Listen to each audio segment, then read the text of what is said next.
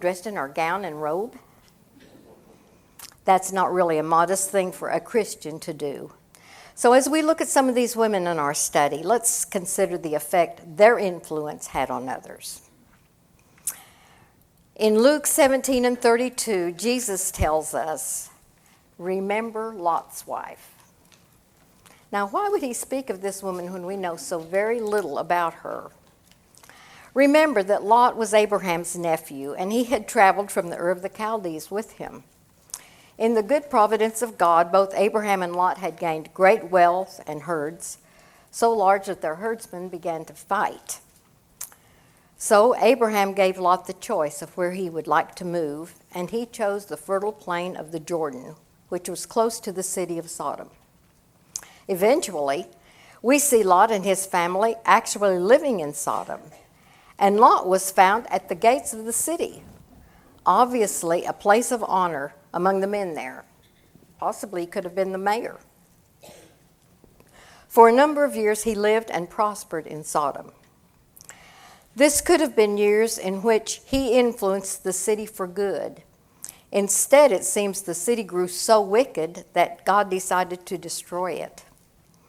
Abraham was told of this and pleaded for the city because of his nephew, but he was unable to find even 10 righteous souls living there. God was still gracious and sent his angels to bring Lot and his family out before destruction came. Lot pleaded with his sons-in-law to leave with him, but they laughed at him. Lot's influence was a lost influence. He had no influence with his family, therefore no influence in the town where he had lived for years. Remember Lot's wife. Her lost influence, her failure as a wife and mother. Look at the evil influence the wicked city had on her. She was so reluctant to leave. Living in a nice home was surely better than those black tents. The angel finally took her hand and led her out of the city. Only Lot, his wife, and his 2 single daughters left with the angel. But Lot's wife disobeyed the last commandment from the angels. Escape for your life. Look not behind. Tarry not in the plains, but flee to the mountains. Genesis 9:17. She was having trouble giving up her home, the rest of her family, and possibly her possessions. She became a pillar of salt. The Lord reminds us that we must be willing to give up all to follow him. We must be careful that we do not associate with people who will influence us to evil and forget the Lord. Lot's wife had no good influence at all. We need to remember who we associate with. Now, Deborah was an entirely different kind of woman. We know that after entering Canaan, the children of Israel followed the ways of God during the lifetime of Joshua and the elders that were with him. But after that, they were continually falling into the ways of the nation round about them and doing evil in the sight of the Lord. When this happened, God would allow them to be enslaved by a foreign power. After a while, the people would pray to God that he would send them a deliverer, and we know that God answered their prayers many times. He appointed a number of judges to rule the people, and during the captivity of Jabin, king of Canaan, God turned to a homemaker and mother in Israel who had not turned away from God to worship idols. Deborah loved and worshiped the true God. Deborah was the wife of Labdoth and lived under a palm tree between Raham and Bethel. She was a prophetess and poet, and people from all over the land came to her for advice and counsel during the dark days of slavery. She was the 4th judge of Israel and served not only in religious matters, but in civil matters as well. God made his will known to her concerning the overthrow of Jabin. So she sent for Captain Barak and delivered God's message to him. He was told to gather 10,000 true men of the tribes of Naphtali and Zebulun and march toward Mount Tabor to meet the chariots of Jabin commanded by Sisera. God promised victory that day to Barak and his little army. Now Barak was a brave man, but the Israelites were discouraged, so he asked Deborah to go with them to battle. Deborah said, "I will surely go with thee."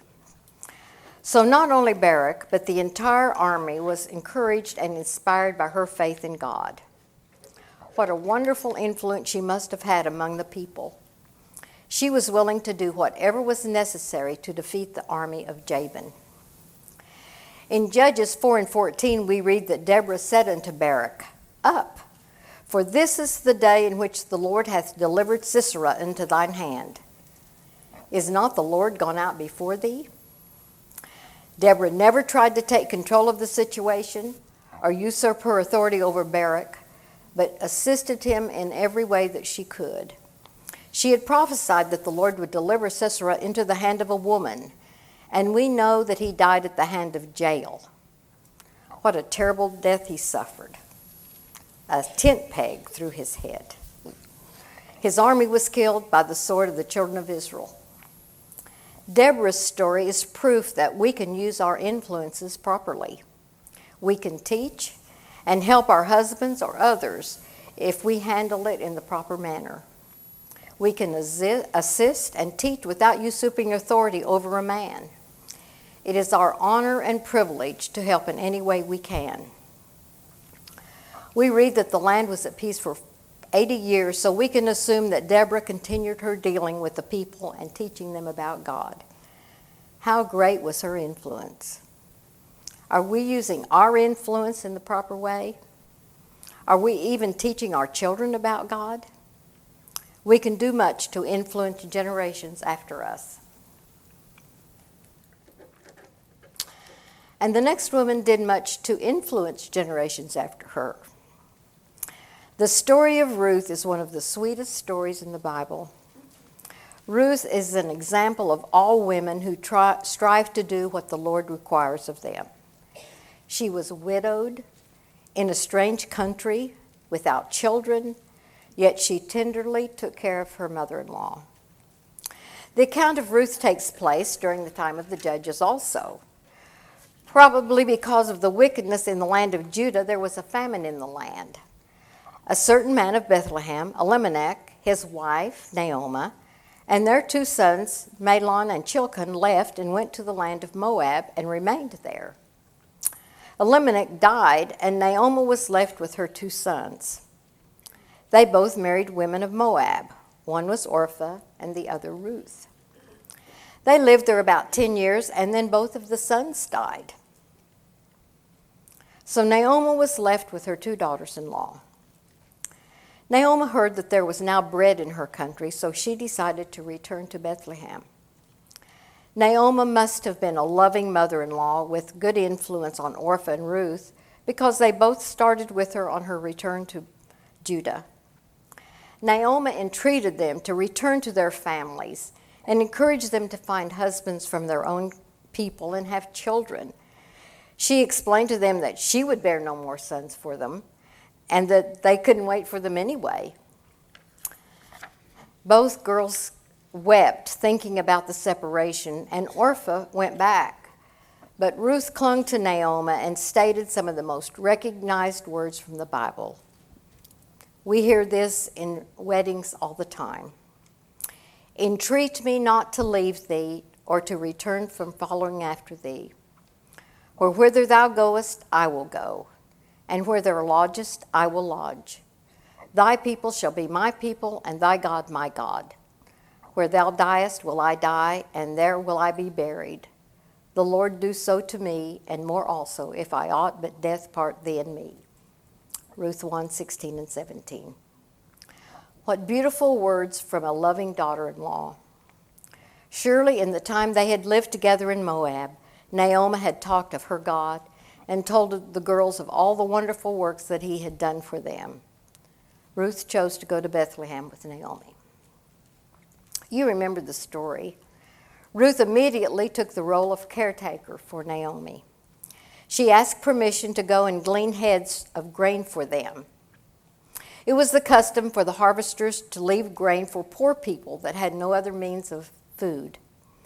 Boaz, in whose field she happened to glean, noticed her and asked about her. The servants told him that she was Ruth, a Moabite and daughter-in-law of Naomi, and was gathering food for her. Boaz had heard of her and her kindness to Naomi, and he instructed his servants not to touch her, but to leave plenty for her to gather. He also told her to come and eat with his servants and not to glean in any other field. Naomi realized that Boaz, a near kinsman, was attracted to Ruth, and she instructed Ruth to wash herself, anoint herself, and put raiment upon her, and go to the threshing floor and make herself known to Boaz.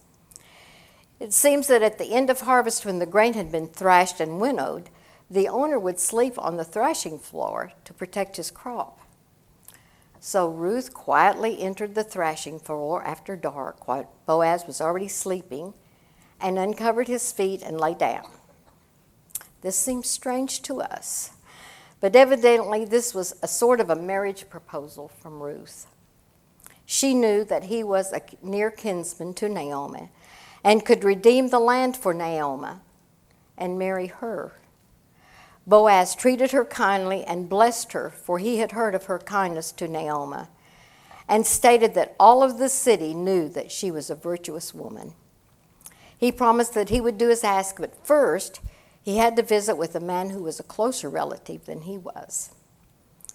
He met the nearer kinsman than he, but after explaining the situation, the other man did not want to assume the responsibility of Ruth. So Boaz then called the leaders of the city together to witness the transaction and make it all legal. And if I remember right, it was that they took off a sandal and gave it to the other person. That also seems strange to us. But Boaz married Ruth, and we know that their offspring, Obed, was the grandfather of King David. What a legacy. Our Lord came from the seed of David, a grandchild of the Moabite and a descendant of Judah with Tamar. Only God could use people like he does and attain his goals. We would do well to practice the ways of Ruth. Her manner was so kind and her influence so great that the whole city knew her and knew that she was a virtuous woman. Can that be said of us? Do we use every opportunity to show kindness and consideration for others? Are we attentive to our parents and in-laws? When we learn the truth about a subject, as Ruth obviously did about the true God, are we willing to embrace that and make the proper changes in our life? I tell you, when you feel discouraged, just read the story of Ruth. She was a very encouraging person and used her influence for good. A good example of godly women who were praised by Paul are Lois and Eunice. Of course, we all know them as the grandmother and mother of Timothy. Their immortality comes entirely through their teaching of Timothy to love God. Paul met Timothy in Lystra, and Timothy, after hearing the word, obeyed the gospel. His mother Eunice was a Jewess, but his father was a Greek. We don't know if his father had died at this time, but evidently Timothy was privileged to spend a lot of time not only with his mother, but also with his grandmother, Lois. Paul becomes very fond of Timothy as he takes him on some of his journeys and even leaves him in cities alone to strengthen the brethren. In 2 Timothy, the first chapter, Paul speaks of his love for Timothy, and now he longs to see him. And in verse 5 he says, "When I call to remembrance the unfeigned faith that is in thee, which dwelt first in thy grandmother Lois and thy mother Eunice, and I am persuaded that in thee also." These women believed in God, and through their good influence and words, taught the young boy to love God and his word. Can our children say the same about us? We don't necessarily have to sit down every day with the Bible in a formal way, but we can teach God and his message to them in so many ways. We have this responsibility as wives and mothers, that this time spent not only teaches our children, but strengthens our own faith. Let's make sure that even if our children choose not to serve God when they are older, it won't be because we have not instilled the truth of the gospel and God's love in them. We do have a big responsibility, and Lois and Eunice are complimented by Paul for their good work and influence. Now, let's look at the other side of this coin of influence. The name Jezebel is synonymous with evil and wickedness. Have you ever known any female with the name of Jezebel? No one would dare call a little girl that name because it carries with it thoughts of all manner of evil. Jezebel was married to King Ahab in the northern kingdom. This period of time is known as the period of decline because of Jezebel and all the heathen gods and idols which she introduced to the children of Israel. She was from the area of Tyre and Sidon, and her father had established the worship of Baal and Ashtaroth. He was a priest of Ashtoreth, the female divinity of Phoenicia, or the female version of Baal. Jezebel inherited her father's religion and ambition for power. She was very zealous and fanatic for Baalism. She established this central and revolting religion in Israel. She was the power behind the throne. Ahab was the weak and spineless son of wicked King Omri. Jezebel's power over her husband was evil, and she was certainly the enemy of Israel's God. The great conflict between God and Baal that was fought between Elijah and Jezebel's prophets are known by all of our children. Jezebel is an example of everything that a woman ought not to be. What are some of the attributes we can use to describe her, and what were some of the evil acts that she did? Lies, hatred, murder, treason, power, deceit, false worship, so on and so forth. The Bible gives us many accounts of her wickedness and her determination to kill the prophet of God, Elijah. Our children are aware of the wonderful power of God displayed in the conflict on Mount Carmel, when God sent down fire from heaven to prove his authority. Elijah prayed to Jehovah God, and the fire of the Lord fell and consumed the burnt sacrifice, and the wood, and the stones, and the dust, and licked up the water that was in the trench. 1 Kings 18 and 38. Elijah had asked the people, "How long will you halt between two opinions? If the Lord be God, follow him. But if he be Baal, then follow him." When the powerful fire came from heaven, the people fell on their faces and said, "The Lord, he is our God." All of the 450 false prophets of Baal were all slain. Of course, Jezebel was furious when she heard of this confrontation, and she was determined to kill the prophet for this. Again, Elijah had to hide from her. We are told of her murder of Naboth so that her spineless husband could have a herb garden. God sent word to Elijah, and he met Ahab in that very vineyard and told him of his demise and that of his household. Elijah prophesied that the dogs would eat Jezebel by the wall of Jezreel. 1 Kings 21 and 23. The prophecy was fulfilled.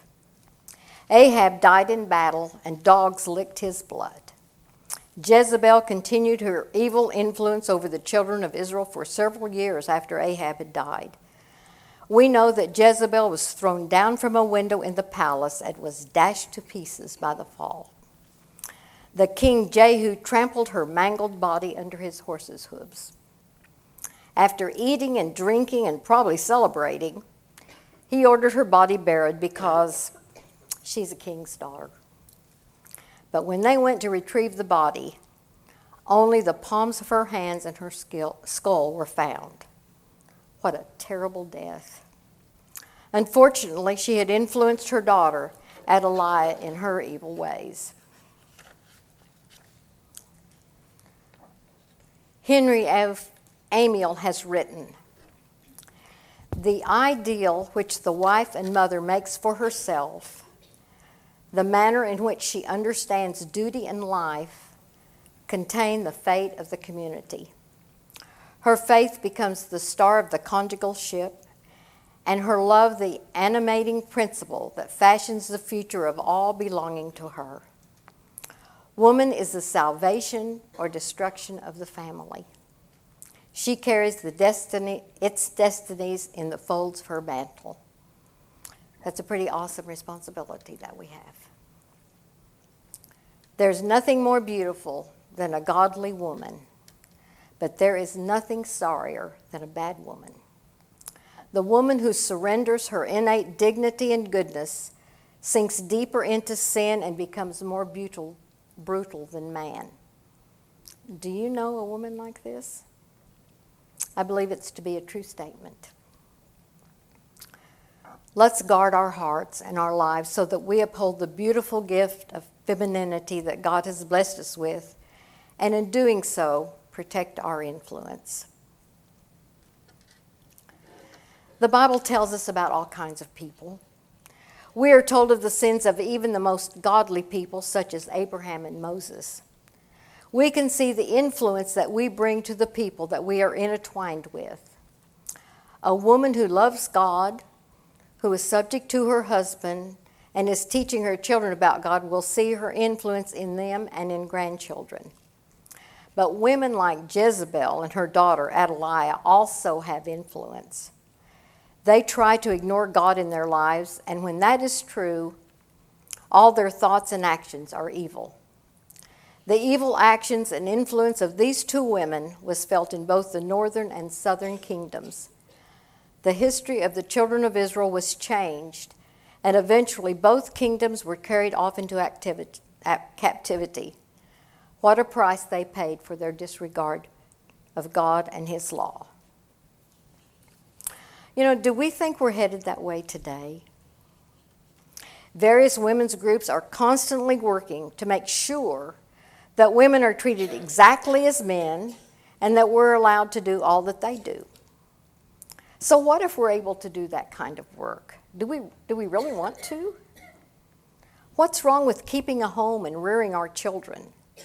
Don't you feel secure and comfortable at home, doing your work, preparing your home for the comfort of your family?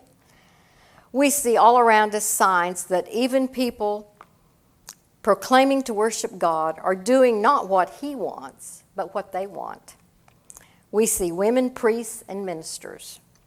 We see homosexual men and women admitted to mainline denominations. It seems our world is on a downward spiral, and much can be attributed to the lack of good homes and godly mothers. We must take care that we're not caught up in the ways of the modern world. God's law still applies to us just as it did to the people we're studying.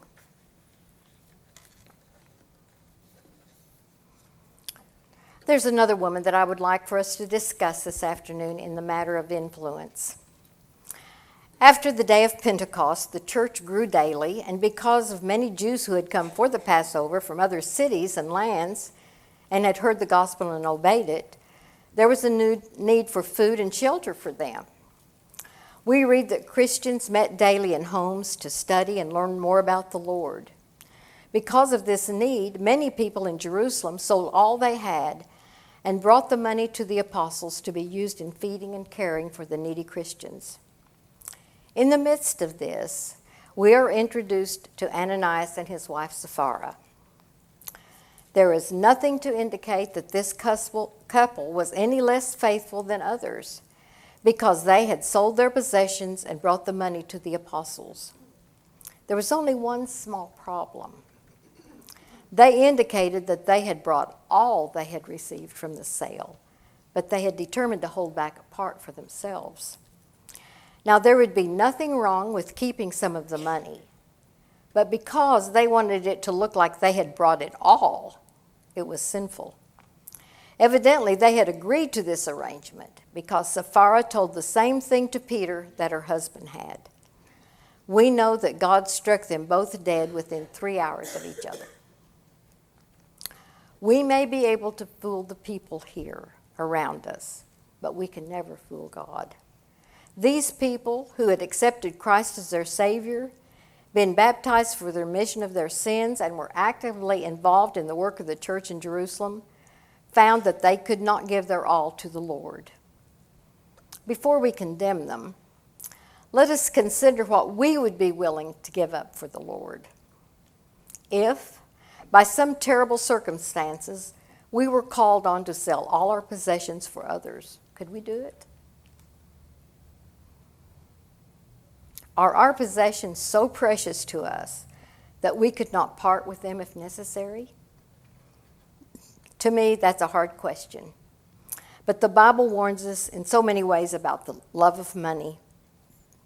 1 Timothy 6:10 says, "For the love of money is the root of all evil, which while some coveted after, they have erred from the faith and pierced themselves through with many sorrows."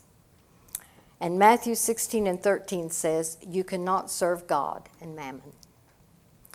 Many of the warnings like this are given to us so that we have no excuse for placing all of our confidence in worldly riches.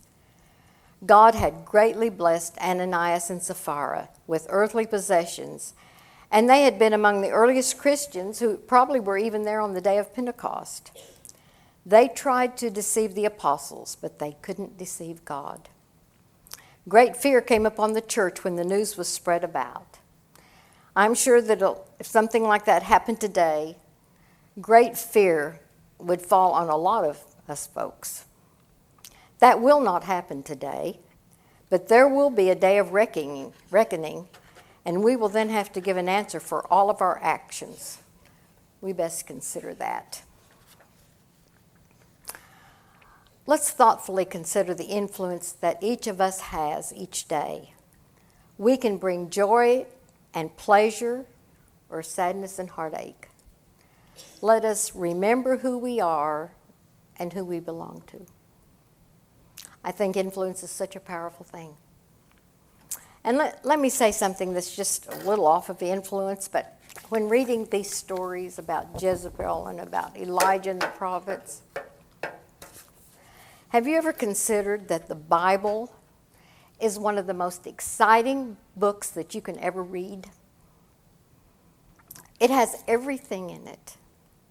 It has wars, it has marriages, it has love, it has sibling jealousy. I mean, you can find anything in there. We need to teach our children. Read the Judges. My goodness, of all the things that happened, of all the miracles that were performed, just think about what happened. Ladies, it's not just a book about commandments. I mean, there's some in there. But think about all that the Lord has done to bring about where we are today. It's brought about the Lord, His resurrection, and the blessings that we have today. So I just want to throw that in. If your children are young, talk to them about all the exciting stories that are in the Bible, because think of the flood. Think of crossing the Red Sea. I mean, it's just packed full of wonderful blessings that the God has given to us. And we need to look at it that way. Not just, I have to go study the Bible today. No, let's go look at something that will encourage us and help us to believe and increase our faith in God. Thank you very much. Are there any questions that I might answer? Okay, thank you.